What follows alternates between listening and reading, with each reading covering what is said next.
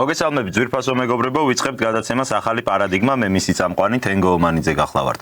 დღევანდელ ეთერში სტუდიაში ჩვენთან სტუმრად იქნება მემარცხენე ალიანსის ლიდერი ბატონი სოსო შატბერაშვილი, ვისთან ერთადაც ბოლო პერიოდის მნიშვნელოვან მოვლენებზე გვექნება საუბარი. მოგესალმებით ბატონო სოსო, დიდი მადლობა გადაცემაში სტუმრობისთვის. პირველ რიგში ალბათ ჩვენს ქალბატონებს მიულოცოთ დღევანდელი დღე, დედის დღე, მართლაც მარტი არის ამ ხრივ დახუნძლული დღესასწაულებით და სულაც არ მაღიზიანებს ეს ამბავი, კაცო, ნეტა ყოველი დღე მაგათი იყოს ქალების დედების ულოცავთ ყველას, რა თქმა უნდა, ჩვენი სტუდიის სახელით. დიდი მადლობა მოწვევისათვის, ბატონო თენგო, მივესალმები ძვირფას ტელემაყურებელს, მივესალმები ყველა დედას. გილოცავთ დღევანდელ დღესასწაულს, ეს მართლაც დღესასწაულია, იმიტომ რომ დედა არის განუმეორებელი, ადამიანთა მშობელია დედა.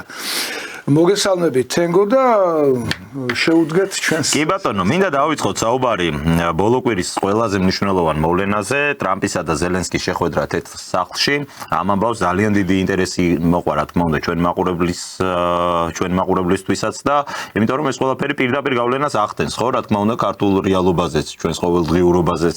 ზოგადად აი ცოტა უცნაურიც არის, რომ სადღაც ამერიკაში სამყაროს მეორე ბოლოში მიმდინარე სულ პატარა მოვლენამაც კი შეიძლება აქ ჩვენს ქვეყანაში თითოეული ჩვენთაგანი ცხოვრებაზე რაღაც ასახვა ჰპოვოს.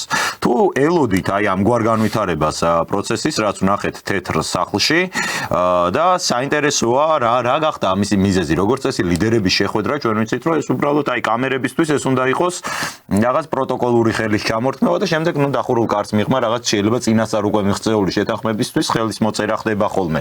რატომ იყო თქვენი აზრით ეს მოვლენა ასეთი განსხვავებული დიპლომატიის ისტორიაში არნახული ფაქტი მოხდაო, ესე აფასებენ ექსპერტები?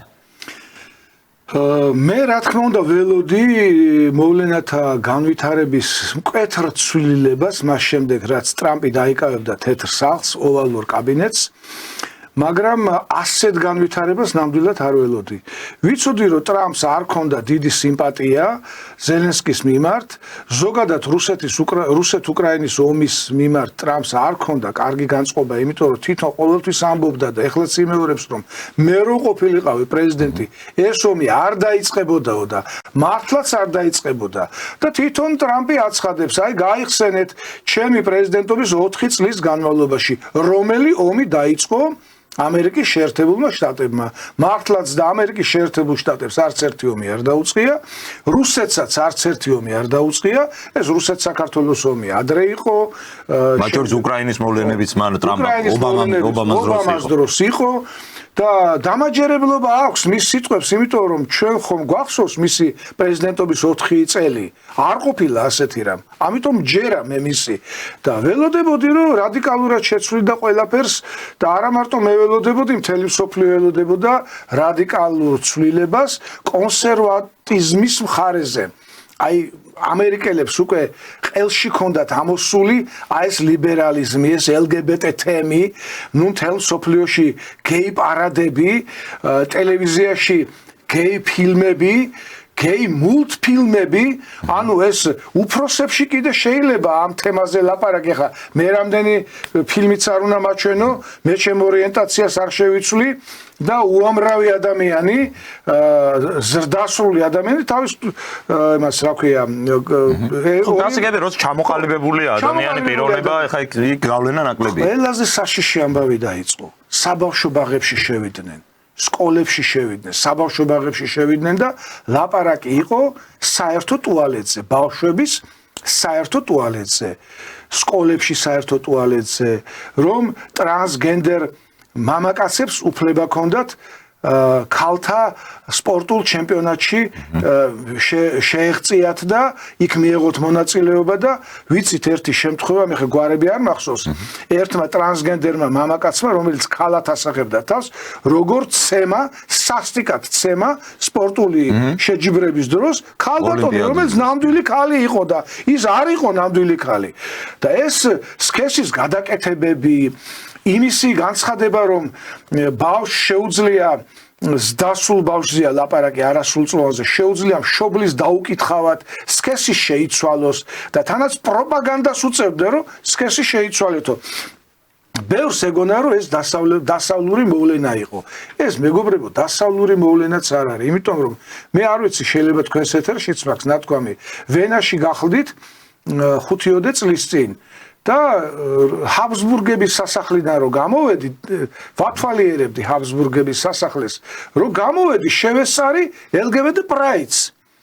და იქ ვენის მოსახლეობა იყო და თქვენ წარმოიდგინეთ რა ქვებს კი არ უშენდნენ, მაგრამ უსტვენდნენ და ძალიან შეურაცხყოფილად გრძნობდა ვენის მოსახლეობა თავის თავს. ვენა, რომელიც არის ვალსების ქვეყანა, რომელიც არის, რა ვიცი, უამრავი დიდი მოღვაწის მშობელი, თვითონ უზარმაზარი ხელოვნების ცენტრია, ქანდაკებები გინდა, ფერწერა გინდა, არქიტექტურა გინდა, თუნდაც რევოლუციონერები გინდა, ლენინიც და სტალინიც, სხვათა შორის ერთ-ერთ სახლზე წარწერა არის, რომ აქ ცხოვრობდა იოსებ სტალინი, რუსეთის რევოლუციის ბელადიო და გამოსახულებაც კი არის, აქ მოსპობილია სტალინის სახელი საქართველოში, გორში ძეგლია ჩამოგდებული და ვენა პატივსცემს სტალინს და მემორიალური დაფა პერიოდი გაატარა. ეხლა ცოტა შევიცვალე თემა და მე მინდა ვთქვა, რომ თვითონ ევროპის მოსახლეობა ძალიან ცუდად არის განწყობილი, მე ვერ ვიტყვი რომ აგრესიულად, მაგრამ ცუდად არის განწყობილი, ეს პრაიდები არ მოწონთ და ველოდებოდი მე რა თქმა უნდა ამას ყველაფერს, რომ ტრამპი ამას შეცვლიდა, მაგრამ ასეთ დონეზე თუ ეზიზღებოდა ზელენსკი, მე ნამდვილად არ ვიცოდი. და რატომ და იმიტომ რომ მე და თქვენ ბატონო თენგო სად მიგვიწვდება ხელი იმ ინფორმაციაზე, რა ინფორმაციაზეც ხელი მიუწვდება ტრამპს.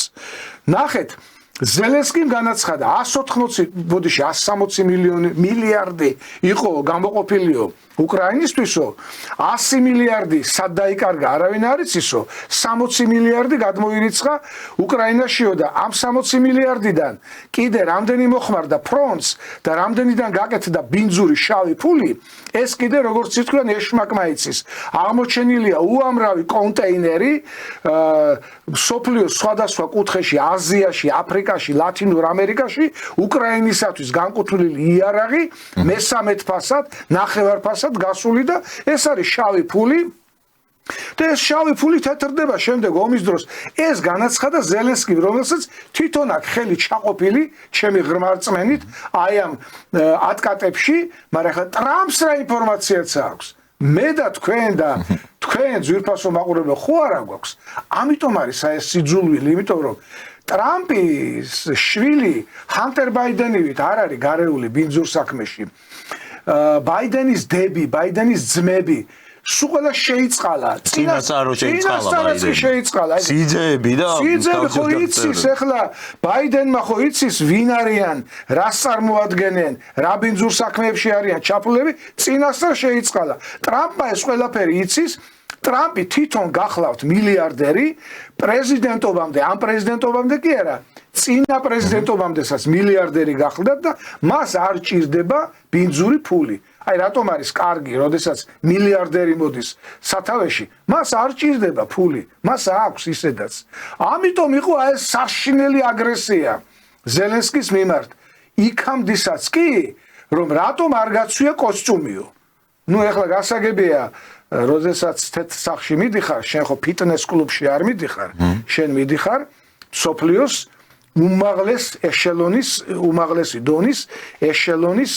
უმაღლესი დონის პოლიტიკოსებთან სასაუბროდ, რომელიც გადაიცემა მთელ სოფლიოში. უნდა ჩაიცვა ცოტა ნორმალურად, მე არ ვამბობ რომ ძალიან ძვირფასად, მაგრამ რაღაც ეტიკეტი არის დასაცავი. პირდაპირ უთხრეს რატომ არ გაცვია კოსტუმიო. ეს არის თამაში, ზელენსკი ხო მსახიობია, კლოუნია, თამაშობს, ვითომც და წვერი მოშვებული აქვს, ვითომც და მგლოვიარეა, ვითომც და რაღაც შავი კამუფლიაჟი აცვია. ეს არის ყველაფერი აფერისტობა და მიხვდა, ტრამპი მიხვდა მის აფერისტობას, მასკი მიხვდა, ილონ მასკი, აქ რო კგბ-ს აგენტს ეძახიან და რუსეთის შპიონს რო ეძახიან. და ერთმა ისიც კი დაწერა, რომ ავადყოფი არისო. გონი გვარამიამ დაწერა. მაგაზე მინდოდა სხვათა შორის რაზე დაწერა თან ხო გააჩნიათ. მე-14 შვილი შეეძინაო ილონ მასკს ესეთი ინფორმაციაა და მაგაზე დაწერა გვარამიამ რომ ესო კაცო ავადმყოფი ყოფილაო და უბრალოდ აი მე სკრინი აღარ გამოვიტანე თორე კი მომივიდა ეგ მე არ მახასიათებს ესე პერსონალურად რომ ვინმე გავლანძღო მაგრამ ახლა გვარამია არ მეტყველებს ეს მის სოფლ მხედველობაზე ჯერ ყველაფერს თავი დაანებეთ ჩვენს ქვეყანაში რა ვიცი იგივე ეთნიკურ უმცირესობებში 14-15 შვილი ყავთ კაცო ხალხს და ქართველებში ეთნიკურად ამისი კულტურა სამწუხაროდ ნაკლები გვაქვს, მაგრამ ჩვენთანაც არაერთი არის ხომ მრავალშვილიანი ოჯახი და ღმერთმა კიდევ უფრო ამრავლოს. კი ვერ ხვდება გვარამია რომ აი მაგითი რადგან მასკსო მე-14 შვილი ყავს ეს ავადმყოფი ყოფილაო და იქ კომენტარებს უნდა ჩაყოლოდით კიდე რეებს წერენ ეს ჩვენი ცნობილი სახეები და სელებრიტები რას ზიზღს აფრქვევენ ამ რა ვიცი მრავალშვილიანების მიმართ კი ვერ ხვდება რომ ყველას ვისაც მრავალი შვილი ყავს თუნდაც ამ ქვეყანაში აყენებს ამითი შეურაცხყოფას რა ვიცი აი რა არჯულის ხალხია რა ჯიშის ხალხია ან იმას ვერ ხვდებიან რა უნდა დაწერონ რატო იქცევიან ესე აი საინტერესო არის გვარამიას კომენტარი საინტერესო ამ შემთხვევაში ძალიან ნანობ რომ ორი შვილი მყავს და მეტი არ მყავს ძალიან ნანობ მაგრამ ჩემი შვილების გაჩენა დაბადება მოესწრო 90-იან წლებს აი არ ვიცი ახლა ახალგაზრდათაობა არ მოსწრებია და არ იცის ჩვენ რა გადავიტანეთ. ეს იყო საშინელება იმ ორ შვილსაც ვერ ვზდიდი. საჭმლის ფული არ იყო, იმიტომ რომ ფულის ნიშნები არ იყო. ფული არ იყო ქვეყანაზე, დენი არ იყო, გაზი არ იყო, წყალი არ იყო, არაფერი არ იყო და ტყვიების ზუზუნი იყო, თორე რო ყოფილიყო დაწყნარებული ქვეყანა, ხა 14-ის რა მოგახსენო, მაგრამ 3 ან 4 შვილს ნამდვილად ვიყოლიებდი, იმიტომ რომ მე მიყვარს ოჯახში რამოდენიმე შვილი რო არის.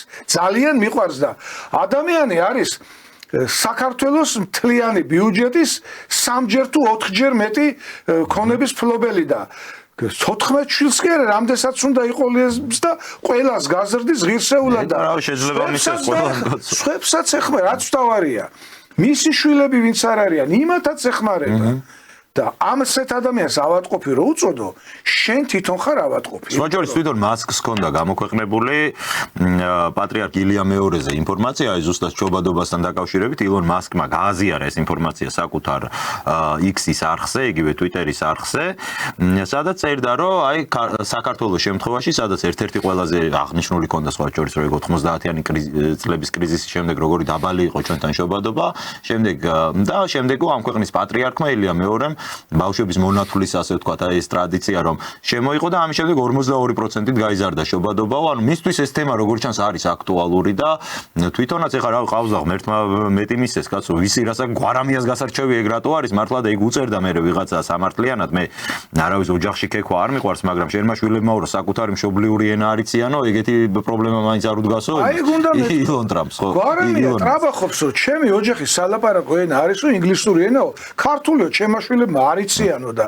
ეხლა მასკზე რო ლაპარაკობ მასკი გახლავთ უნიჭიერესი ადამიანი მან ხო ფული თაღლითობით არის შოვნა მან ფული იშოვა თავისი უზარმაზარი ნიჭის წყალობით და ღმერთმა ასეთ ადამიანს უნდა შეარგოს და მე კიდევ ერთი მომენტია მასკთან დაკავშირებით და მე გადავიდეთ სხვა თემაზე მართლმადიდებლურად არა ქრისტიანულად მოინათლა ეს ადამიანი მე არ ვიცი ახლა კათოლიკეთ მოინათლა პროტესტანტულად მოინათლა მართლმადიდებლურად თუ როგორ მაგრამ ადამიანი ეთნიკური ებრაელი გახდა ქრისტიანი და სხვათა შორის ამაში საკვირველი არაფერი არ არის რადგანაც პირველი ქრისტიანები იყვნენ ებრაელები იმიტომ რომ თვითონ ქრისტე მოღვაწეობდა ისრაელში მოციქულები იყვნენ ებრაელები ეთნიკურად და მარიამ ღვთისმშობელი იყო ებრაელი და უბრალოდ ისეთი სარწმუნოება შემოიტანა ქრისტემ ისრაელში რომ არ მიიღო ამ ერმა ეს სარწმუნოება არ მიიღო მაგრამ ელიოზიც კი ცხეთელი ელიოზი რომელმაც ჩამოიტანა ქრისტეს კვართი ესე გულზე მიკერებული ზედ და სიდონიას გადასცა თავის სოლზე იქვე განუტევა სული სიდონიაც და ელიოზიც ებრაელები იყვნენ ამიტომ ჩვენ იმის თქმა რომ ავადმყოფია და ებრაელია და რაღაცა ქილიკი გვარამიასგან მაინც ყოველ შემთხვევაში ეს არის ძალიან სასაცილო და ძალიან სამარცხვინო, რადგანაც არა მარტო ქრისტიანია, კონსერვატიული შეხედულებები აქვს, მისთვის ოჯახია მთავარი, მისთვის საოჯახო ეროვნული ღირებულებებია მთავარი და აი ესეთი ადამიანია მას კიდე შეხედა ტრამპმა და დაიყენა გვერდით ეს უჩვიანესი ადამიანი და ესენი ლანძღავენ. გესმით, მემეძახდნენ პრო-რუს და რუსეთუნეს და მე ახლა პრო-ამერიკელი ვაცხადებ, რომ პრო-ამერიკელი ვარ, პრო-ამერიკელი იმას კი არნიშნავს, რომ საქართველოზე მაქვს ხელი აღებული. დიდი სიმპათიით უყურებ დღევანდელ ამერიკის შეერთებულ შტატებს.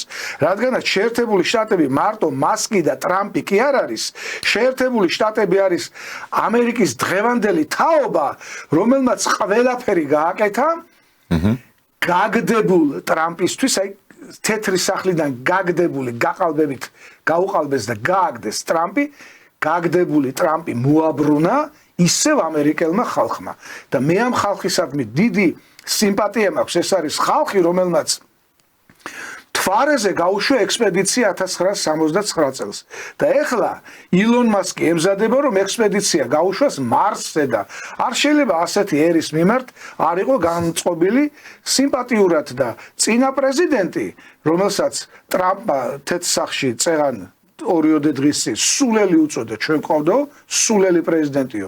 ეს სულელი პრეზიდენტი ამერიკელ ხალხს არ აურჩევია, მეგობრებო.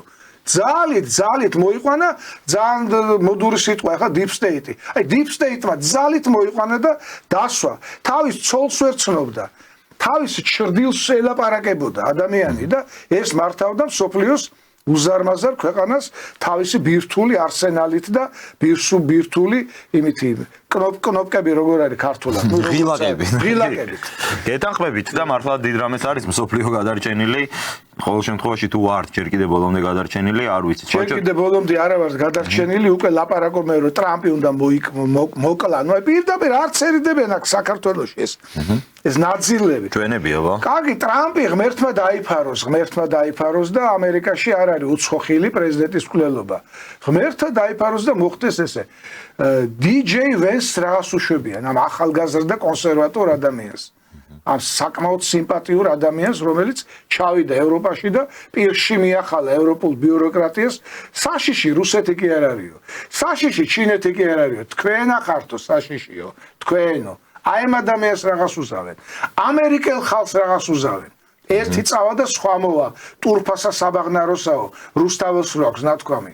აი ამაშია საქმე. სხვა შორის ტრამპმა დაწერა ცოტა ხნის წინ ძალიან საინტერესო დამაინტრიგებელი პოსტი თავის სოციალურ ქსელში, რომ ხვალ იქნებაო ერთ-ერთი ყველაზე დიდი დღეო და ყველაფერს ისე ვიტყვი, როგორც სინამდვილეში არის. ესეთი ანონსი გააკეთა დონალდ ტრამპმა სულ რამდენიმე საათის წინ ეს თავის გვერდზე ხვალინდელი. ანუ ხო, ნუ საერთოდ ზოგადად ხვალინდელი. ხვალინდელი საღამო, ნუ ამერიკის დროით ხვალინდელი საღამო ჩვენი ხვალინდელი დილაუზებს.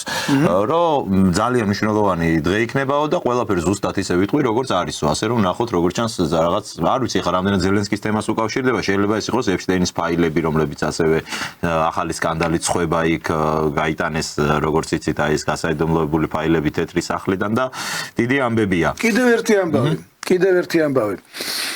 გრიფის საიდუმლო მოხსნა ჯონ კენედის მკვლელობის საქმეს. შესაძლოა აი აქედან ამოტივტივდეს რაღაცა ისეთი წარმოუდგენელი, რასაც სოფლიო არ ელოდება. ვნახოთ მარტინ ლუთერ კინგის მკვლელობაზე, რობერტ კენედის მკვლელობაზე, თუმცა რობერტ კენედი უმცროსი თავრობის ერთ-ერთი წევრია და არ ვიცით კიდე რა ამოტივტივდება. სხვათა შორის რუბიომ თქვა თუ ვენსმა თქვა, არ ვიცი, ისეთი ფაქტები დაიდებაო, რომ თმები ყალზე დაგიდგებათო და ნახოთ, მე დარწმუნებული ვარ, რომ ამერიკაში აი ამ USAID-ის და ამ სხვადასხვა არასამთავრობო ორგანიზაციები და იმით უზარმაზარი ბინძური ფული კეთდებოდა და ძალიან ცუდად იქცეოდნენ მთელ მსოფლიოში, თუნდაც ავღანეთიდან სამარცხვინოდ გამოქცევა ამერიკის შეერთებული შტატების, თუნდაც აი იმ Twins-ის 20 თეფების აფეთქება და შემდეგ ერახში დატრიალებული უბედურება. 2011 ქვია რა, 2 თუ 2011 ქვია. ნუ ისა 2000 წელს არ მოხდა? 2001-ში. 2001, ხო. ერთი წლის აი შეიძლება აქაც რაღაცა ამოტივტივდეს ისეთი სასწაული ამბავი, ისე რომ ჯერ ბოლომდე არ არის უსაფრთხოდ მსოფლიო გასული და სწორად უთხრა ტრამპმა ზელენსკის შენ ეთამაშები ნუკლეარულ ომსო, ატომურ ომს ეთამაშებიო. მილიონობით ადამიანის სიკვდილს ეთამაშებიო და გამოაძევა კიდეც სრულად ღირსეულად იქით. საინტერესოა თვითონ ზელენსკის ბედთან დაკავშირებითაც რომ ვიმსჯელოთ რა გამოსავალი შეიძლება ამ ადამიანს ჰქონდეს გადადგომასთან დაკავშირებით ის ამბობს კატეგორიულ უარს აცხადებს. არა ნატოში თუ მიიღეს. ხო და ეს ხო ესეთ პირობას აყენებს ახლა რომელსაც წინასწარ იცის რომ არ სერიოზულ მოლაპარაკებებში აი როდესაც უკრაინასთვის გარანტიების მიცემაზე მიდის საუბარი ნატოს არც ახსენებს იმიტომ რომ იცის რომ პერსპექტივაც არ აქვს მაგრამ როგორც კი მის გადადგომა შეეხება საქმე აი ნატოში თუ მიგვიღებენ ამ შემთხვევაში გადავდგები. ეს ნიშნავს რომ არასდროს არ გადავდგები. გუშინაც გაიმეორა და თან გუშინ იცის რა დააყოლა კიდე რომ თქვენო გონიათო მარტო არჩევნების დანიშვნით მომიშორებთო არჩევნებს თუ დანიშნავთ მე ჩემს მონაწილეობასაც უნდა შეუშალოთ ხელიო და ანუ რაღაც ისე იქცევა რომ ჩაბღაუჭებული არის ამ თანამდებობას არაპირებს ხელი გაუშვას ამას ღიად ლაპარაკობს ყოველგვარი რაღაც შეფარული საუბრის გარეშე პირდაპირ იძახის ეთერში რომ არ ვაპირებ არჩევნები დავნიშნო სულ მე უნდა ვიყო დიქტატორიო აი რა გაგრძელება შეიძლება ჰქონდეს ზელენსკის კარიერას ვერ დავარქმევთ ამას, მაგრამ აი მისი ბიოგრაფია როგორ შეიძლება განვითარდეს ახლა ამ მოვლენების შემდეგ. სიმართლე გითხრათ, ბევრს ეწოდება ზელენსკი, მათ შორის ჩემმა ქალიშვილმაც მითხრა, რომ უყურებდიო თეთრ სახში რა ხდებოდა. ადამიანურად გასაგებიც არის, შეგეწოდება. და ვერა თან პოლიტიკოსი არ არის ჩემი ქალიშვილი, ექიმია. შემეწოდაო ზელენსკიო და მე ვთხარი, მეც შემეწოდებოდა მას რომ საქართველოს ეწოდებოდეს. მან განაცხადა რომ ჩვენმა დედებმა რომ შავები ჩაიცვესო, თქვენმა დედებმა შავები უნდა ჩაიცვანო და ყველაფერს აკეთებდა იმისათვის, რომ საქართველოს ჩათრეულიყო საშინელ ომში და ყველას გინახავთ ძვირფასო მაყურებლებო, აი ეს კადრები, დროშები რო აღმართული უკრაინელების სასაფლაოზე და ტყე რო არის, აი ტყე, აი დროშების ტყე, აი ეს უნდოდა რომ საქართველოში ყოფილიყო და მეორე კლოუნი როცა იყო როგორ დაცინოდა საქართველოს დროშას, როგორ დაცინოდა იგივე სააკაშვილს. კარგი სააკაშვილი შეიძლება დაცინოს იმსახურებს, მაგრამ ჩვენი ქვეყნის პრეზიდენტი ჩვენ დავცინოდა საქართველოს დაცინო. მე ხო ყველა მიცის რომ სააკაშვილის როგორი პოლიტიკური, როგორი მოწინააღმდეგე ვარ, მაგრამ პრეზიდენტი იყო იმ მომენტში და ასეთ შეურაცხყოფას რო აყენებ ჩემი ქვეყნის პრეზიდენტს, ჩემს ენას რო ვითომ ჩიქორთული რუსულით რო ლაპარაკობდა, ვიღაც რაღაც აქცენტით რო ლაპარაკობდა, აი ესე რო დაცინოდა საქართველოს დროშას რო დაცინოდა და ჩვენ გარდაცვლილ მებრძოლებს რო დაცინოდა. როგორი ბოღმა უნდა გქონდეს საქართველოს მიმართ ჩადებული გულში, რომ აი ესეთი ბოროტულად იყო განწყობილი ჩვენს მიმართ და რაც თავარია საკუთარი ქვეყნის მიმართ. საკუთარი მილიონამდე ადამიანია დაღუპული უკვე. აცხადებს 40,000-ო თუ რაღაც სისულელეს აცხადებს ტაკერ კარლსონმა განაცხადა და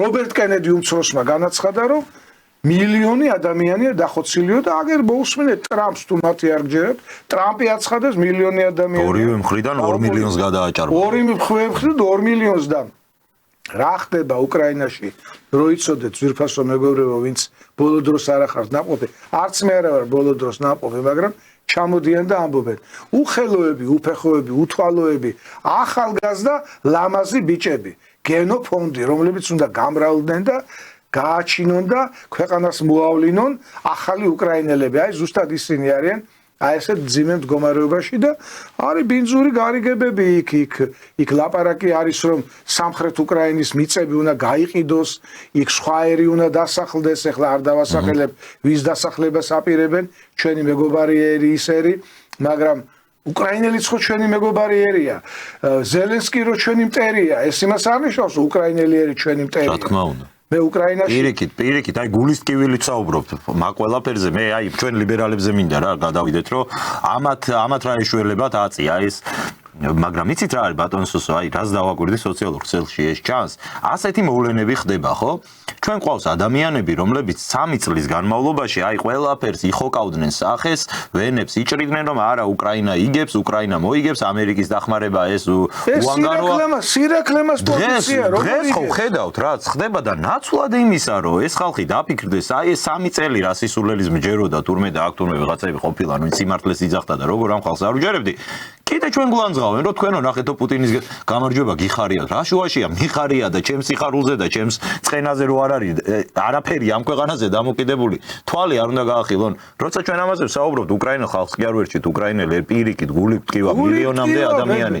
თქვენნაირი, ჩვენნაირი ახალგაზრდა ჯანმრთელი ხალხი ჩაწვა მიწაში და რის გამო და ვის გამო.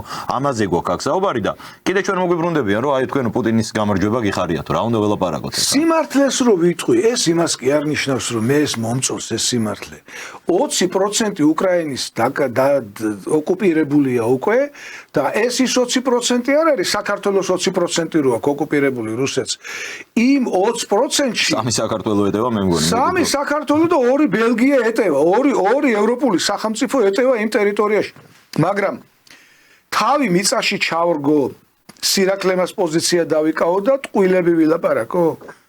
იგებს ეს რუსეთი და რა გინდა, მიდის წინ.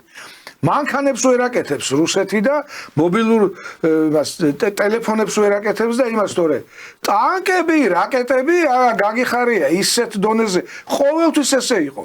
რუსული იარაღი იყო სოფლიოში ყველაზე ძლიერი იარაღი. ვერ აკეთებდნენ ელემენტარულ რაღაცას. კომუნისტების დროს ფეხსაცმელებს ვერ კერავდა უზარმაზარი საბჭოთა კავშირი.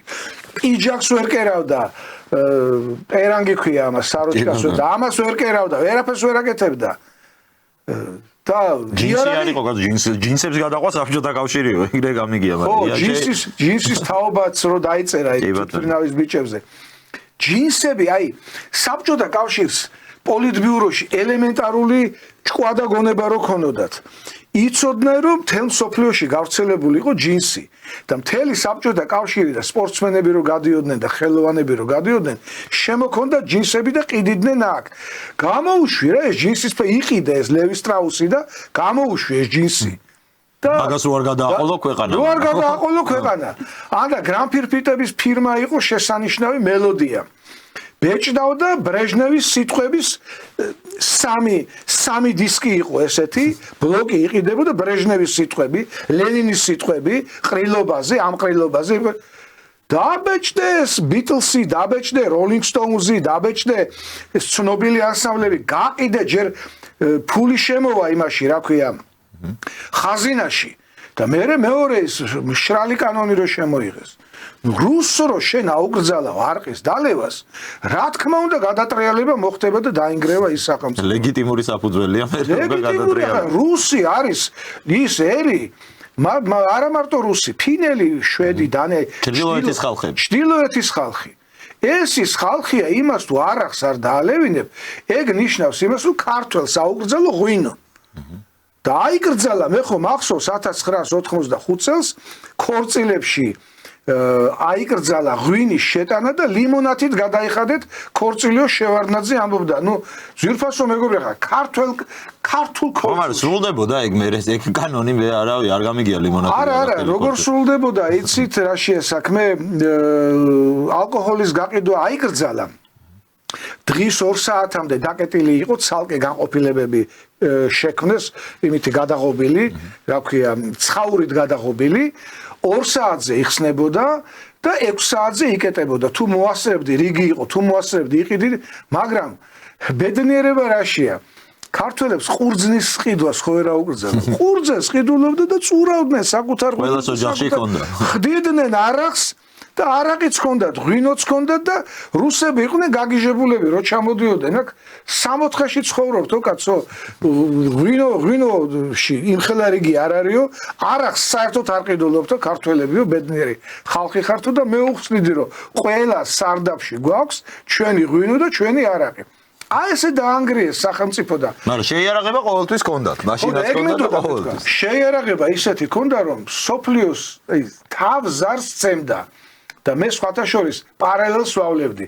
რომის იმპერიის ბოლო წლებში დაალპა რომის იმპერია, თავისი ბიუროკრატიით, თავის ყველაფრით, მაგრამ მისი ლეგიონები, ისეთი ძლიერი ლეგიონები, სამხედროთი იკავებდა ბოლოს რომი თავის იმპერიას და ბოლოს ის იმპერიაც დაემხო და გოთები შემოვიდნენ იქიდან, ბარბაროსები შემოვიდნენ და დაემხო რომის იმპერია.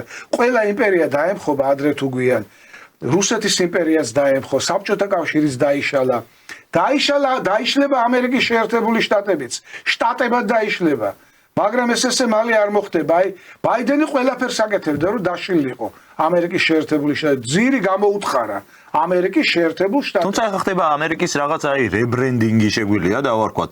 მე მჩებაში დავეჭდილება რომ ამერიკა ისეთი როგორი ჩვენ გვახსოვს, როგორცაც ჩვენ სწავლობდით, როგორი ჩვენ წარმოდგენაში იყო, აღარ იქნება ეგეთი. ანუ ბევრად უფრო რაღაც შეიძლება ზომაშიც გაიზარდოს მისი ტერიტორია შეიცვალოს და რაც ყველაზე მთავარია მისი შინაარსი შეიძლება შეიცვალოს. ყოველ შემთხვევაში ტრამპის ადმინისტრაცია ამის პირობას დებს. ტრამპი გამოდის საერთაშორისო ორგანიზაციებიდან, ჯანმოდან გამოვიდა იქ გაეროს ადამიანის უფლებათა კომისიიდან გამოვიდა.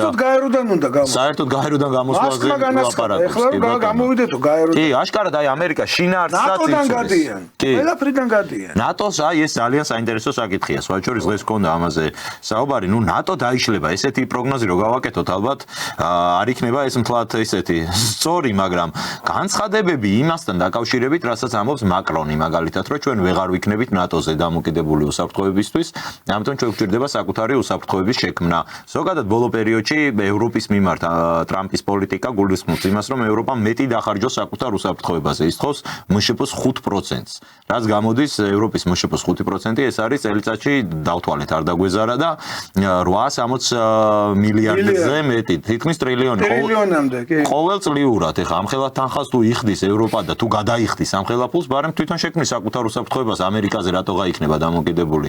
ეს თავისთავად ალბათ გულისხმობს, რომ ნატოს ალიანსის საჭიროებაც ნელა ქრება, ხო თუ ესე მოხდა. რა თქმა უნდა, მაგას ეუბნება ტრამპი. დაიცავით თქვენი საკუთარი თავიო. კანადას რას ედავება? ეხლა რო ამბობენ, რომ იმპერიალისტიაო და კანადის მიერთება უნდა. დიახ, იმპერიაა. ამერიკის შეერთებული შტატები და კანადას თუ მიერთებს, რა გონიათ გაწითლდებიან სახეზე და შერცხვებათ?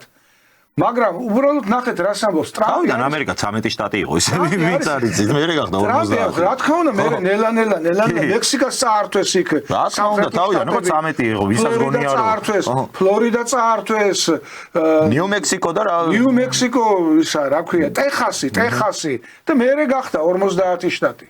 ხო და რა მინდოდა ამით მე თქვა, რას ედავება კანადას? 200 მილიარდს ხარჯავთო თქვენი შენახვისთვის, ანუ შენახვისთვის როგორ? საზღვრების დაცვისთვისო. რომ თქვენი საზღვრები იყოს დაცული რუსეთისგან, იყოს დაცული ჩინური წყალქვეშა ნავებისგან, რატო უნდა გადავიხადოთ ამერიკელებმაო ჩვენო? მაშინ შემოგვიერთითო და 51 შტატი გახდითო. ბიზნესმენია ტრამპი და ყველაფერს უყურებს მოგება წაგებით. ანუ ქვეყანმა რა უნდა მოიგოს, რა უნდა წააგოს და ევროპას მაგას ეუბნება. გააკეთეთ თქვენი შეერაღებული ძალები, ჩვენ ხარჯზე რატო ხართო? აი ამაშია საქმე. ჩვენ ვიქნებით ცალკე, ვიქნებით დამოუკიდებლად და დაუბრუნებ ამერიკის შეერთებულ შტატებს ძველ დიდებასო. და მე მინდა გაგახსენოთ ძვირფასო მეგობრებო, განსაკუთრებით ახალგაზრდებს, რომლებსაც ზოგიერთ მათგანს არ უყვარს ისტორიის წიგნების კითხვა და წიგნებიც არ არის საჭირო, დაგუგლეთ და შედით და ყველაფერი წერია იქა. როდესაც მეორე მსოფლიო ომი დაიწყო, ამერიკას ეკავა ბრწყინვალე ნეიტრალიტეტი. ასე ეძახდნენ, ბრწყინვალე ნეიტრალიტეტი. არ ვერევით არავის საქმეში, სანამ არ მოხდა პერლ ჰარბორი და სანამ არ დაესხა თავს იაპონიის არმია, არ ჩაძირა მთელი ეს ფლოტი და იძულებული გახდა რუზველტი რომ ჩაბმულიყო მეორე მსოფლიო ომში და ამა გადამწყვეტი როლი შეასრულა ჰიტლერის დამარცხებაში. მართალია საბჭოთა კავშირი სისხლის ზღვრით, მთელი სისხლის ზღვრით და უბედურებით იბრძოდა, მაგრამ მეორე ფრონტი ევროპის მხრიდან არ იყო გახსნილი, ბრიტანეთიდან არ იყო გახსნილი და როდესაც შეერთებული შტატები იძულებული გახდა რომ ჩართულიყო ამ ომში, აი შემდეგვე გადაწყდა ფაშიზმის როლი, დიდი კოალიცია შეიქმნა, ბრიტანეთი, საბჭოთა კავშირი, შეერთებული შტატები და სხვათა შორის ბრიტანეთის და შეერთებული შტატებიც იყვნენ ნომერ პირველი მტერი საბჭოთა კავშირის. მაგრამ იმ პერიოდში შეიქმნა კოალიცია, გახდნენ მოკავშირეები, იმიტომ რომ ასე ჭირდებოდა. ანტიჰიტლერული კოალიცია, კი ბატონო. აი ახლა რომ ბევრს ლაპარაკობენ, რომ აი რატომ ხდება ეს, რომ ტრამპი იძახის, რომ აი თქვენ ცალკე იყავით, ევროპა მიხედეთ თქვენ თავს, ჩვენ დაგვანებეთ თავი, იმიტომ რომ ისევ ნეიტრალიტეტი უნდა დაიცვას ამერიკა. მსოფლიო ჟანდარმი გახდა. იქ ომი, ყველგან ომი, ყველგან სახელმწიფო გადატრიალებები. რატო დაშალა ეს USAID? ფერადი რევოლუციების მთავარი შემოქმედი და მთავარი დამფინანსებელი გახდა სწორედ ეს USAID. 2003 წლის რევოლუციის დროს იმ პარლამენტის წევრი ვიყავი, მე რომელიც დაითხოვა, მე მიშამ ნახევარ, აი ვტრიალებდი. მე არ ვიცი რამდენი დაიხარჯა, არ ვიცი რა მოხდა. აქ მათმა მოახდინეს ეს სახელმწიფო გადატრიალება. შევარდნაძეს დარჩენილი ჰქონდა წელიწად ნახევარი თუ 2 წლამდე ესე. და აღარ აპირებდა პრეზიდენტობას. სხვა პრეზიდენტი უნდა ყოფილიყო პატიოსთან ნორმალურ მიუკერძოებელ არჩევნებში არჩეული. არ ქნეს, მათ აწყობდათ ნაციონალური მოძრაობა, სააკაშვილი და მისი გარემოცვა და მოიყვანეს. იმიტომ რომ პატიოსთან არჩევნებში ალბათ არც 2003-ში არ ქონდა სააკაშვილს ერთპიროვნული გამარჯვების შესაძლებლობა და ამისი ასე ვთქვათ, რევოლუციით შეიძლებოდა ის ერთპიროვნულად ხელისუფლებაში მოსულიყო და ისედაც 2003 წელს რამდენი აიღო მაშინ ნაციონალურმა მოძრაობამ თვალსები 21% ქონდათ, ანუ არ იყო ის ჩვენ ავიღეთ ლეიბორისტებმა 14.15%-მდე, სააკაშვილმა აიღო სადღაც 21% და პირველი და მეორე ადგილი გაიყვეს ასლან აბაშიძის აღორძინებამ და მოქალაქეთა კავშირმა. მართალია გააყალბეს, რა თქმა უნდა, გააყალბეს, მაგრამ სააკაშვილი წინა წელს იყრიდა კენჭს საკრებულოს თავმჯდომარე და ვერ გავიდა. ჩვენ მოუგეთ ლეიბორისტულმა პარტიამ მოუგეთ. ჩვენ გავედით პირველ ადგილზე და ნათელაშვილს რო არ დაეთმო, ვერც გახდებოდა პრეზიდენტი. თავმჯდომარეობა ეგ მეც პატარა კი ვიყავ, მაგრამ ეთერი ეგ მახსოვს ხელი რო ჩამოართვეს ეთერში ერთმანეთს. იქ ვიყავი, მე ვიჯექი იქ და ამ გარიგების მონაწილე ვიყავი, მაგრამ მე რომ ცოდნოდა რომ აქ ფული ტრიალებდა და ფული მოიტანეს და ამიტომ დათმა ნათელაშვილმა, იმ დღესვე დავტოვებდი მე მაგ პარტიას. დაგვაჯერა სხვათა შორის ნათელაშვილი ჭკვიანი არ მინდა ვთქვა. ნიჭიერი ადამიანია. დაგვაჯერა ჩვენ რომ მოდი ჭადრაკის ენაზე ვილაპარაკოთო. გავწიროთ პაიკიო, საკრებულოს თავმჯდომარე დავთმოთო და შემდეგ ლაზიერს მოვიგებთო. მომავალ წელს საპარლამენტო არჩევნებიაო და ჩვენ ხალხს უთხრათო რა ჩვენ სკამებზე და თანამდებობებზე გადაგებულები არა ვართ, ნახე, როგორ ჭკვიანურად შეფუთა ეს ყველაფერი. არა ვართ ჩვენ ამაზე, არ გვინდა დავთმეთ, აი ახლა მოგვეცით პარლამენტში ხმა, ხალხო და ახლა ჩვენ ვიცით. ნუ მოკლედ სინამდვილეში მე როგორც გაერკვა იქ ფული დატრიალდა, ხო და რატო დავიწყე ამაზე ლაპარაკი? საკრებულოს არჩევნები ვერ მოიგო. მას არ ქონდა ის რეიტინგი, რომ პატიოსთან არჩევნებში სააკაშვილი რომ მოსულიყო ერთპარტიულად ხელისუფლებაში, ამის შანსი არ იყო, მაგრამ რევოლუცია მისცა მას, სწორედ ამის შესაძლებლობა. მეცაც გეტყვით ენგო, საკრებულოს არჩევნებამდე გაიმართა ვაკის მაჟორიტარული არჩევნები. იქ სააკაშვილს გაამარჯვებინეს, გადიოდა სალარიძე, დავით სალარიძე, ქალაქის პოლიციის ყოფილი უფროსი და შემდეგ ომბუდსმენი. სალარიძე უგებდა მაჟორიტარულ არჩევნებში და ვაკის გამგებლებელმა და მაშინდელმა გამგებლის მოადგილემ მერე მითხრეს, რომ ჩვენ გავიყვანეთო, ჩვენ გაუყალბეთო. რატო მითხრეს მე იმასაც გეტყვით, ძვირფასო მაყურებლებო იქნებ გაინტერესებთ კიდეც. საკრებულოს თავმჯდომარე რო გახდა, დაეტაკა დავით სულაძეს, ვაკის რაიონის გამგებელს და მის მოადგილეებს. უნდოდა ვაკის რაიონი მთლიანად გაენთავისუფლებინა და თავის ხალხი დაენიშნა იქ და აი სულაძეს რო დაეტაკა, ჩვენ დაუჭირეთ ამ სულაძეს მხარი ლეიბორისტებმა. იმიტომ კი არა რომ შევარდნაძის მიერ დანიშნული გამგებელი მოგწონდა. არ გვინდოდა რომ სააკაშვილს აი ეს გაგვეტარებინა ეს ამბავი რა. შემდეგ გაბრაზებულებმა მე მითხრეს, აი აგერ გვიდევსო მასალებიო, როგორ გაუყალბეთო და როგორ გავიყვანეთ ძალითო. სააკაშვილიო და შევარდნაძე რო ეზო დაძდევდა სააკაშვილს ვაკის რაიონში და ხალხს ეუბნებოდა ეს არის თქვენი მაჟორიტარი და მომავალი პრეზიდენტიო, ესეც კადრებში შემონახულია და არქივში არის. ისე რომ სააკაშვილმა ვერც საკრებულოს არჩევნები მოიგო, ვერც თავმჯდომარე ვერ გახდებოდა, ნათელაშვილს რო არ დაეთმო და ვერც პრეზიდენტი ვერ გახდებოდა. რომ არ მომხდარიყო სახელმწიფო გადატრიალება. რევოლუცია და რომარა USAID და რომარა სოროსი. და შემდეგ შეიქმნა მოძრაობა ანტი-სოროსი ჩვენი ინიციატივით მეც ვიყავი ერთ-ერთი ინიციატორი და მაია ნიკოლეიშვილი რომ არის ექსპერტი ის და კიდევ რამოდენიმე ანტისოროსი ესეთი მოძრაობა შევქმნით და საკმაოდ პოპულარული იყო ეს მოძრაობა და სოროსი უკვე საქართველოში გახდა სალანძღავის სიტყვა. მახსოვს ეგ პერიოდი ძალიან კარგად თქვენი დამსახურება ეგ ერთ-ერთი. კი და რა გასაკვირია როცა საქართველოში გახდა სოროსი სალანძღავის სიტყვა, როდესაც უნგრელია სოროსი უნგრელი ებრაელია, ჩვენი მეგობარი ებრაელი ხალხის წარმომადგენელია, სოროსი თვითონ უნგრეთის პრემიერ-მინისტრმა გამოაცხადა დღეს უნგრელი ხალხის ტრად. სოროსი და ფეხი არ შეადგმევინა იქ. ასევე ფეხი არ შეადგმევინა სოროს აზერბაიჯანში ბრძენმა პრეზიდენტმა ჯერ მამა ალიევმა და მერე შვილმა ალიევმა. და ამიტომ გადარჩა აზერბაიჯანის სახელმწიფო გადატრიალებას და უბედურებას. ამიტომ სოროსი დღესაც ცოცხალია. რომც გარდაიცვალოს, მე მის სიცოცხლესთან საქმე არ მაქვს.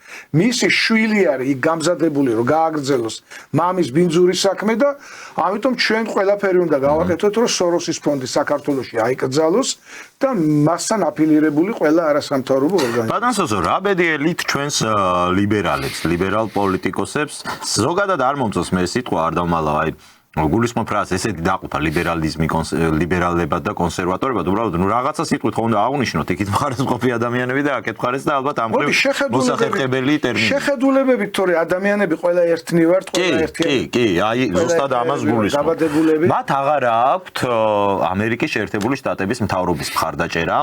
გულისხმობ აი გვარამიას კი შევეხეთ, მაგრამ კოლექტიურ გვარამიებს აღარ აქვთ. ბაია პატარაები არის, კაპიტანი გიგაური არის და ლომჯარიები არის და ისეთი ადამიანები არიან, რომლებიც არ მინდა ეხლა დედის დღე არის და ცუდი შედარებები გავაკეთო, მაგრამ ძალიან ცუდი ასოციაციები მიჩნდება ამ ქალბატონებს, რომ ქალბატონების გვარებს რო ვახსენებ. არ არიან ესენი წესიერი ადამიანები. წესიერი როგორ მე პოლიტიკური თვალსაზრისით გულისხმობ, არ გულისხმობ აბსოლუტურად, პოლიტიკურად არ არის. ჩვენი გადაცემები სხვა შორის მაგ მხრივ გამოირჩევა, რომ ჩვენ პიროვნულად მართლა არავის არ ვეხებით, არავის არ ვაყენებთ, ვცდილობთ ყოველ შემთხვევაში შეურაცხყოფას.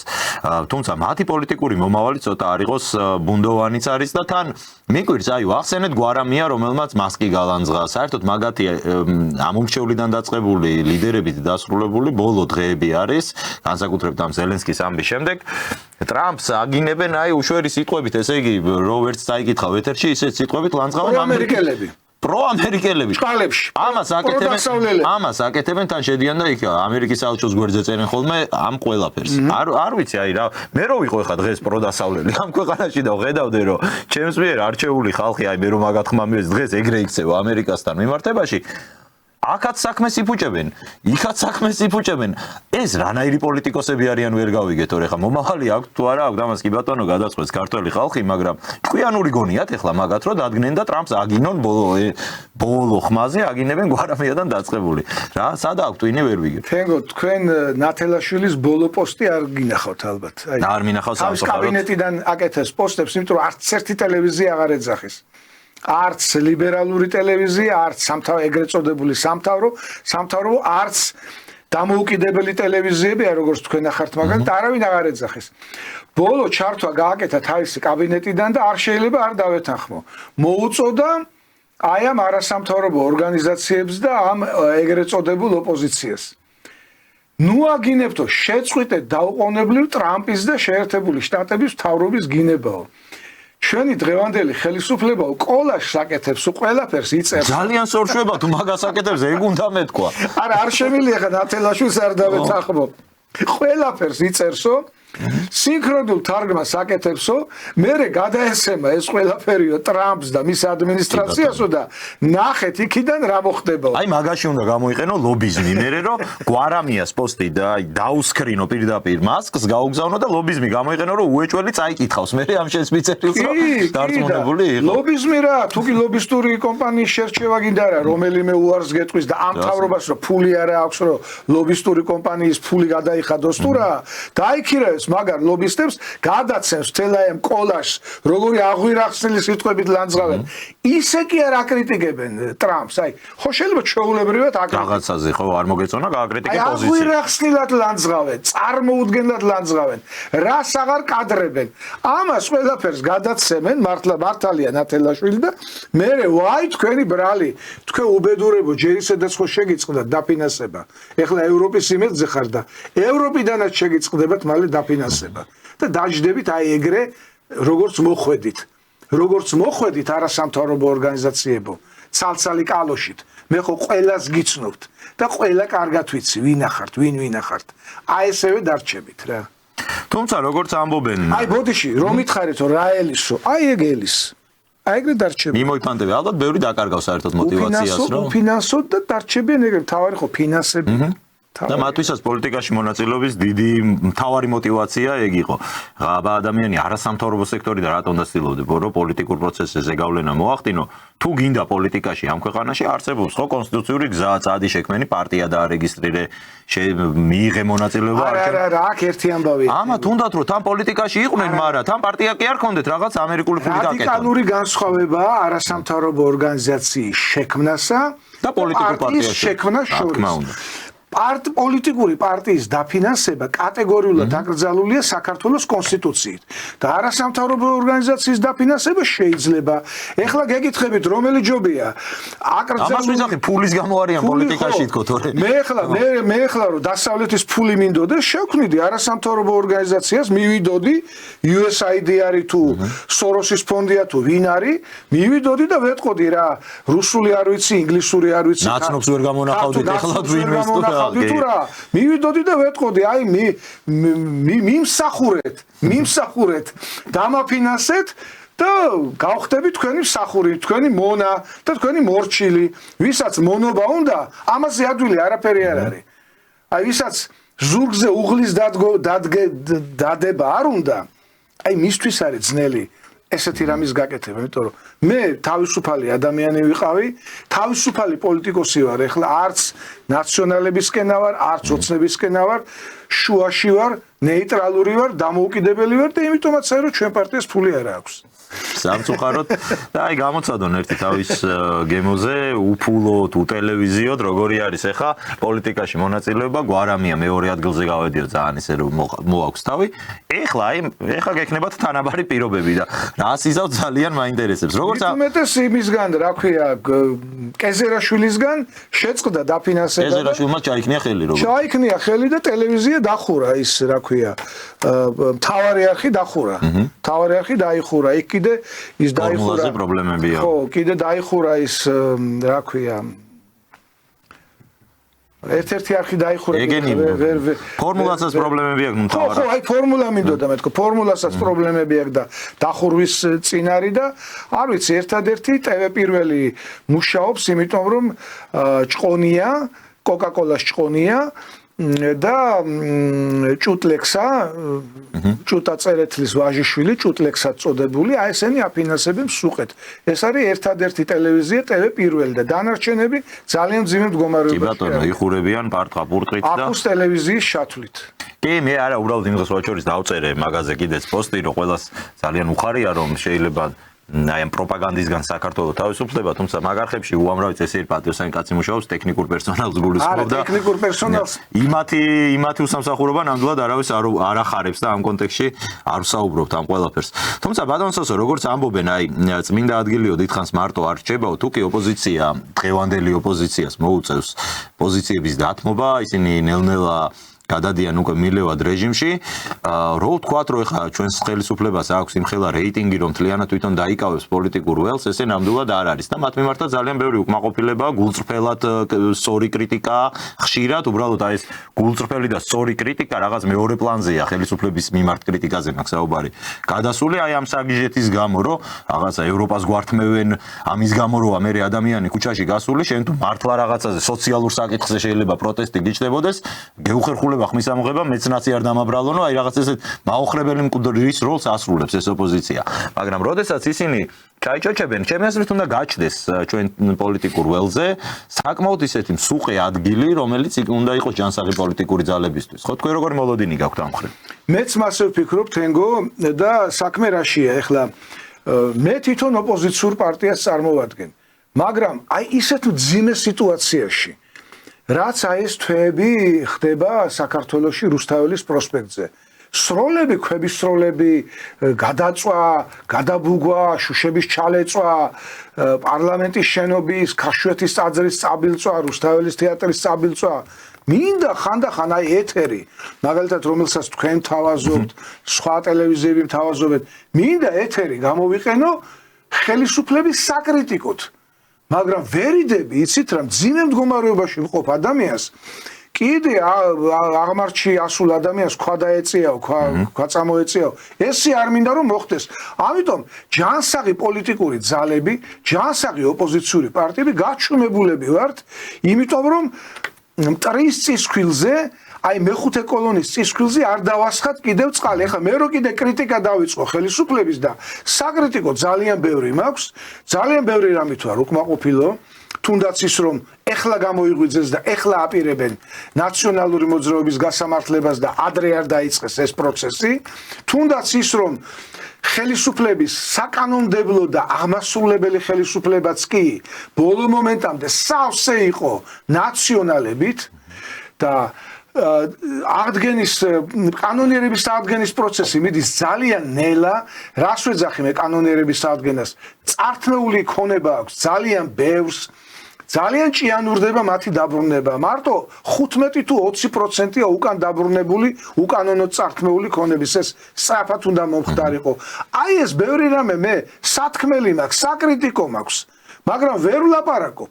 ვერ ვლაპარაკობ, იმიტომ რომ ეს დესტრუქციული ოპოზიცია მაშინათვე გამოიყენებს და კიდე დამატებით ერთ კენჭს კიდე იქეთ ისვრის ქვეყნის საწინააღმდეგო, თორე მე სულ არ მადარდებს პარტიებს შორის ბრძოლა. პარტიებს შეგიძლია ებრძოლო ნებისმიერს. ნაცმოძრაობა რო ზეობდა, მე მაშინ ვებრძოდი ნაცმოძრაობას. სააკაშვილი რო პრეზიდენტი იყო, მაშინ ვებრძოდი უშიშრად, თუმცა ძალიან საშიში იყო ეს საქმე. მაინც თავზე ხელი გქონდა მე და კახაძაგანიას აღებული ჩვენ დანარჩენ პოლიტიკურ მეგობრებს და ვებრძოდით. როგორია, აბა, ადამიანებს ქუჩაში ხოცავენ და შენ გამოდიხარ და იძახი რომ აი შენ ხარ მკვლელი, იმიტომ რომ ხოცავ ადამიანებს. შენ ეს მოკალი, ის მოკალი, ეს ჩაიდინე, ის ჩაიდინე, ომი წააგე, სამარცხვინო ტერიტორიები დაკარგე. აბა ეხლა ამის ძახილი სააკაშვილის პრეზიდენტობის დროს იოლი იყო, მაგრამ ვაკეთებდით ამას ყველაფერს. ნუ ვიღაცამ თუ არა იყო თავის თავზე. სხვათა შორის მეგობრებო, პოლიტიკოსობას არავინ არ გაძალებს ადამიანს. შენით ირჩევ და შენ თუ ირჩევ ამ პროფესიას, კეთილი ინებე და უშიშრად ემსახურე. რაც არ უნდა საშიშროება გელოდეს, მაინც უნდა აკეთო შენი საქმე. ისევე როგორც მაგალითად სამხედრო მფრინავი. ძალიან რთული პროფესია, მაგრამ შენ ირჩევ და თუ ირჩევ, კეთილი ინებე სამხედრო თვითმფრინავით იფრინე და შეასრულე საბრძოლო დავალება. პოლიტიკას გავს ამას, არა, იმიტომ რომ არ აქვს გარანტია. მართლა ისეთი სფეროა ეს, რომ არაფერს მათ შორის არც უსაფრთხოების გარანტია არ აქვს, აი განსხვავებით სხვა პროფესიებისგან. აქ თამაშის წესები მართლა არ არის ისეთი, რაც ხალხზე დაწერილი კანონებით რეგულირდება, ხო? აი ზელენსკის მაგალითს რო შევხედოთ, რა გარანტია ამ ადამიანს ან თავიდან არის ილუზია ქონდა. არაფრის გარანტია არ აქვს კი. მათ შორის არც უსაფრთხოება. არა, მოდი შორს ნუ წავალთ, საქართველოზე ვილაპარაკოთ. ჩვენ ქვეყანაში. აი ხანდახან ქუჩაში მაჩერებენ და მეუბნებიან, რომ აი იცით რა რაღაცა მიჭირს და მოდი დაგვეხმარე რა და მე ვეუბნები რომ მოდი თქვენ დაიწყეთ ეს შეიტანეთ საჩივარი შეიტან და მე ჩვენ დაგიდგებით გვერდით არა საჩივრის დაწერის მეშინია და მე ვთქვი მე არ მეშინია მეთქი თქვენო რაო თქვენს უკან პარტია არისო და თქვენ მე ვთქვი თქვენ მოკლული პრემიერ-მინისტრი არ გინახავთ საქართველოში ჟვანია პრემიერ-მინისტრი არისო დაცვა არ ყავდა უზარმაზარი თანამდებობა არ ქონდა უშველა და გადაარჩინა ისე რომ ჩვენ პოლიტიკოსები ძალიან დიდი საშიშროების ქვეშ ვიმყოფებით ბადრი პატარკაციშვილი რომელსაც 100 კაცი იცავდა ну 100 კაცი ერთ ადგილას კი არა რამოდენიმე რეზიდენცია ქონდა და საბოლოოდ 100 კაცი იცავდა რა დაემართა გაურკვეველ ვითარებაში გარდაიცვალა პრეზიდენტობის კანდიდატი. კიდე შემილია ეს სია გავაგრძელო. რამდენი პოლიტიკოსი მოკლეს, ზვიად გამსახურდია, პრეზიდენტი იყო. მით უმეტეს ახლა იმ პერიოდში პოლიტიკოსები ერთ-ერთი გამოაცხადეს დინების ნაკლებად ისეთი ნაკლებად უსაფრთხო პროფესია პოლიტიკა. სხვათა შორის ეხლა რო ამბობენ, რომ ზელენსკი დაცულია ევროპელები იცავენ, ერთი სიტყვა თქვა, ერთი წინადადება შეერთებული შტატების პრეზიდენტმა, მამა ბუშმა, ზვიად გამსახურდია დინების წინააღმდეგოდ მიდისო, დაამხეს და მოკლეს. და ეხლა თქვენ წარმოიდგინეთ ზელენსკიმ რეები გაბედა თეთრი სახლის ოვალურ კაბინეტში. მას ბრიტანული დაცვა ყავს სხვათა შორის. მისი ბედი მერერა რა დაცვაც არ უნდა ყავდეს. მისი ბედი არის გადაწყვეტილი უკვე.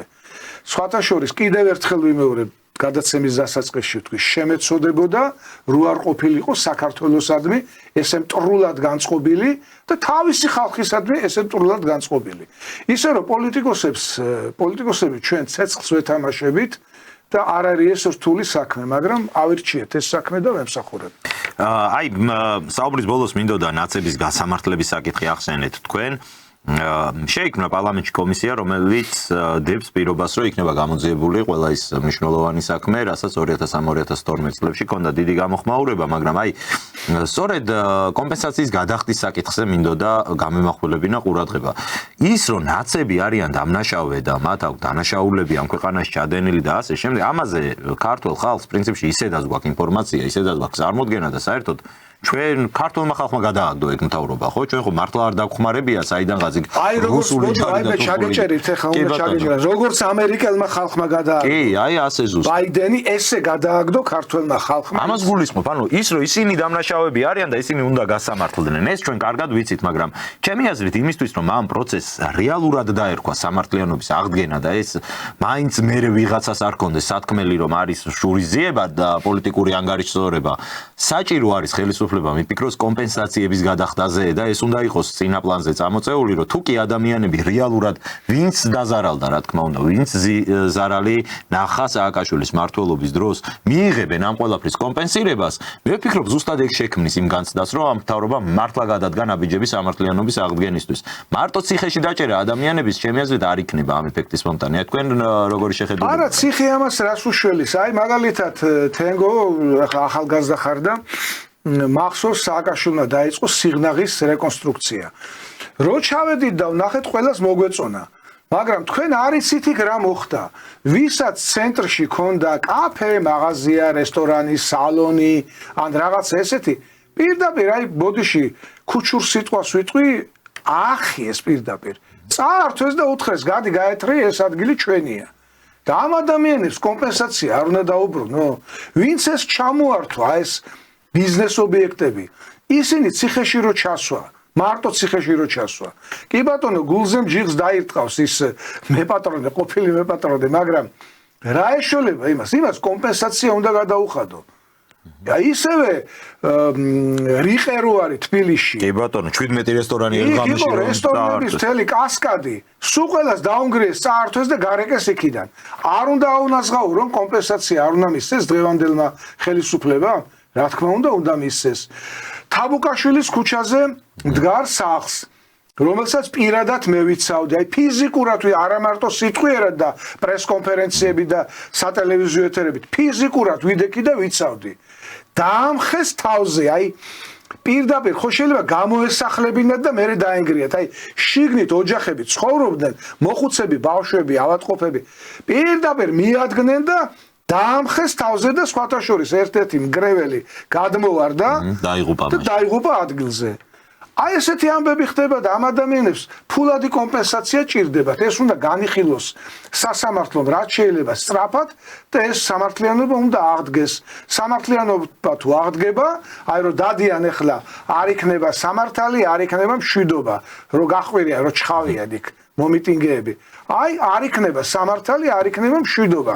ამ ადამიანებს ჭირდებათ კომპენსაცია, ფულადი კომპენსაცია, სახლები ჩამოართვეს, ბიზნეს ობიექტები დაუხურეს, დააწერინეს ღამე განცხადება, რომ მე ჩემ ბიზნეს ობიექტს ერთ ლარად ჩუქნი ჩემს ძვირფას საყვარელ სამშობლოს. ეხლა ეს ხო სისულელეა ღამის 2 საათზე. 3 საათზე. თან 17-ვე რესტორნის მეპატრონო ერთ ღამეში გადავე. ყველამ ერთი სიზმარი ნახა იმ ღამეს. ყველა ერთ ნოტარიუსთან მივიდა, ყველამ ერთი ბანკით გაანახორციელა გადარიცხვა და აი სასწაულებს გვაკეთებინებს და გვაყურებინებდნენ. ეს ყველაფერი სასაცილოა, ამიტომ ჩვენი მთავრობის კრიტიკის ხრივაც ვიტყვი რომ აი ეს ბატონებო დროზე უნდა აღადგინოთ ეს ყველაფერი და მაშინ დამყარდება ქვეყანაში სამართლიანობა. ასევე უნდა იქნას გამოძიებული ზვიად გამსახურდიას დამხობის საქმე და ის უზენაესი საბჭო რომელიც უკანონოდ დაითხოვეს აი ეს საქმეც უნდა იქნას გამოძიებული. ბოლომდე უნდა აეხადოს ფარდა ზვიად გამსახურდიას ყლელობას. მით უმეტეს რომ ზვიად გამსახურდიას შესანიშნავი შვილები ყავს დატოვებული კონსტანტინე გამსახურდია, გიორგი გამსახურდია, ცოტნე გამსახურდია. ეს ადამიანები ითხოვენ სამართალს და სამართლიანობა უნდა აღდგეს. მერაბ კოსტავას ყლელობაა გამოსაძიებელი. ესე რომ ჩამოყვეთ თენგო უამრავი საქმეა და 12 წელიწადია ეს ხელისუფლება და უნდა გაეკეთებინეს. ჟვანიას საქმეა გამოსაძიებელი. ვისჯერა ჟვანიას უბედური შემთხვევით პოლიტიკური მტერი ვიყავი, მაგრამ ეს იმას ხო არ ნიშნავს, რომ მისი სიცოცხლე რო ხელყოს. ყოველ შემთხვევაში თუ ეს მართლაც იყო უბედური შემთხვევა, მაშინ ესეც უნდა თქვა სახელმწიფომ, აი დეტალურად გამოიძიოს და თქვას, რომ არა ბატონო, მართლა უბედური შემთხვევა ყოფილა და ამისი მტკიცებულებები დიდი წარმოადგენს. ხანია ითხოვენ ექსგუმაციას გვამის, თუ ეს იყო მოწამლა თმაში დარჩენილი იქნება CO გაზის ნარჩენები და ამის გამოკვლევას არაფერი არ უნდა დღეს იმასაც კი იკვლევენ ფარაონები როდის ტუტანხამონი როდის რითი გარდაიცვალა იმას იკვლევენ ნაპოლეონი მოწამლეს თუ არა მაგაზე ატარებდნენ ზუსტად ეხლა ვნახე ფილმი ცოტა ხნისი რომ დარიშხანით არისო მოწამლულიო ნაპოლეონიო და თმის ძებნა დაიწყეს მეცნიერებმა რომ ესე იგი თმიდან უნდა აიღონ დარიშხანის დოზა არის თუ არა იქ სიცოცხლისათვის საშიში და აი ამას იძიებენ და ჟვანიას საქმის გამოძიება რა არის აი ესეა ბატონებო ყველაფერი უნდა გამოიძიოთ ყველაფერი უნდა დადოთ აი ესე გადაცეთ სასამართლოს აღადგინოთ სამართლიანობა და მაშინ თქვენ დაგერქმევათ სამართლიანი ხელისუფლების სახელი. დიდი მადლობა ბატონო სოსო, მადლობას გადაგიხდით დღევანდელ ეთერში მონაწილეობისთვის, ძალიან საინტერესოდ ვისაუბრეთ და ესე ერთი ამოსუნ თქვით გავიდა ეს 1 საათიც თქვენთან ყოველთვის სასიამოვნოა. ძალიან მალე გადის ხოლმე თქვენთან გადაცემის დროს დრო, იმიტომ რომ როდესაც უწყვეტად ვლაპარაკობთ და თანაც აქტუალურ თემებზე, დროც მალე გადის.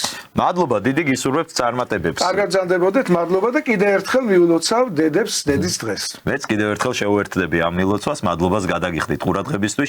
შეგახსენებთ რომ მემარცხენე ალიანსის ლიდერი ბატონი სოსო შატბერაშვილი იყო ჩვენი გადაცემის სტუმარი და 4 შაბათამდე დაგემშვიდობებით, კარგად ბრძანდებოდეთ.